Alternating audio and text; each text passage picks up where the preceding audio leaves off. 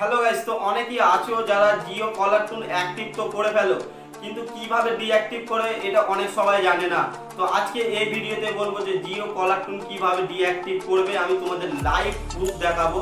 তো চলো বন্ধুরা, ভিডিও স্কিপ না করে লাস্ট পর্যন্ত দেখতে থাকো। আর ভিডিও ভালো লাগলে অবশ্যই লাইক কমেন্ট করে জানাবে। আর আমাদের এই চ্যানেলটি এখনো যদি সাবস্ক্রাইব না করে থাকো তো অবশ্যই আমাদের এই চ্যানেলটি সাবস্ক্রাইব করে দেবে। এরকম কিছু গুরুত্বপূর্ণ টিপস বা তথ্য এই চ্যানেল থেকে পেতে থাকবে। তো চলো বন্ধুরা, ভিডিও শুরু